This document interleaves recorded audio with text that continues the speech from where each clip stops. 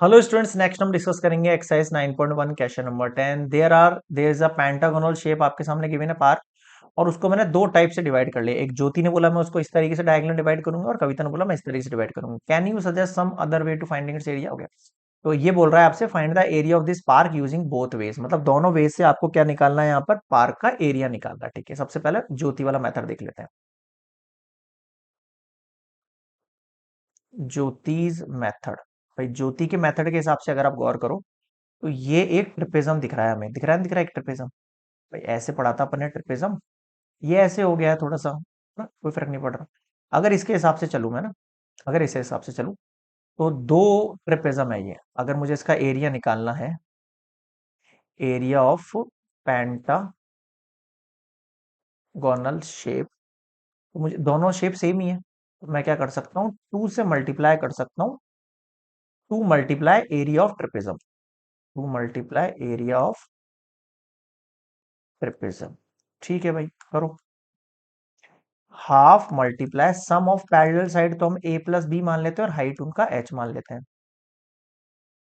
थोड़ा गौर करना, अब सम ऑफ पैरेलल साइड की बात आ चुकी है। अब इस डायग्राम पे देखो, बीच वाले पे, यहां से आपको हिंट मिलेगा। सम ऑफ पैरेलल साइड मतलब पहली साइड तो ये रही, ये लो 15।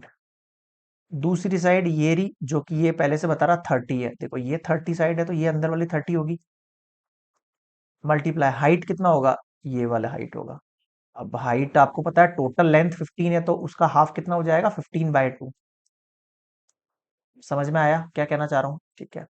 अब इनको सबको क्या कर दो, मल्टीप्लाई ओपन करके करो। Two multiply half multiply 30 40 45 multiply 15/2। Two से टू चला गया, 45 और 15 को मल्टीप्लाई करो। आ जाओ, 45 और 15 को मल्टीप्लाई, 5 5 जा 25, 5 4 जा 20, 22, 1 से 5, 1 से 4, 5 7 675 डिवाइड बाय 2। इसको डिवाइड दो, 2 3 जा 6, 2 3 जा 6, 2 7 जा 14, और फिर 0.5 मीटर स्क्वायर। बताओ समझ में आया क्या? ये ज्योति के हिसाब से एरिया ऑफ पेंटागन निकल के आ गया 337.5। क्लियर है? अब आते हैं कविता के डायग्राम पर। कविता क्या कह रही है भाई? कविता के मेथड के हिसाब से चले तो ऊपर वाला एक ट्राइंगल है।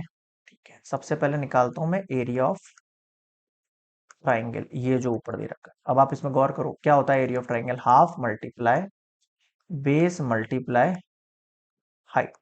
ठीक है साहब। देखो ये रहा बेस, ये 15 है तो ये भी 15। अब आते हैं हाइट पर। अब ये हाइट कैसे निकलेगी, थोड़ा फोकस करो। टोटल आपके पास कितना दे रखा है, 30। टोटल कितना दे रखा है, 30। उसमें से यहां से लेके यहां तक 15 है, तो यहां से लेके यहां तक कितना बचा, 15 ही तो बचा। समझ में आया नहीं आया? तो ये 225 हो गया मल्टीप्लाई और अपॉन में 2। अभी मैं इसको 2 से डिवाइड नहीं दे रहा हूँ, ऐसे ही छोड़ रहा हूँ अभी फिलहाल के लिए ना, या फिर दे लो, कोई फर्क नहीं पड़ता यार।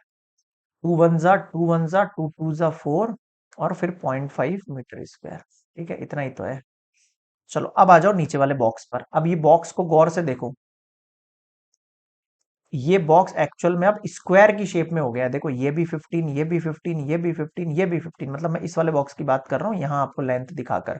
सारी साइड कितनी है, 15 है, तो ये एक्चुअल में कितना हो जाएगा, साइड का स्क्वायर, यानी कि 15 का स्क्वायर, यानी 225 मीटर स्क्वायर। अब मैं आपसे अगर total area of pentagon shape मांगू, तो आप क्या कहोगे, 112.5 प्लस 225, इनको आप ऐड करो, 225 11 733.5, तो 337.5 metre square is your answer. बताओ समझ में आया क्या?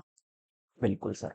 अब आप दोनों मेथड को देखो, find its area of this park using both method. दोनों मेथड हमने लगाए, इस मेथड से भी 337.5 मीटर स्क्वायर आ रहा है, और इस मेथड से भी, मतलब कि दोनों से आंसर क्या आएगा आपके पास, सेम आएगा। भाई आप कैसे भी घुमा लो, है तो एरिया एक इस फील्ड का ही, तो फील्ड का एरिया क्या रहेगा, सेम रहेगा। क्लियर है?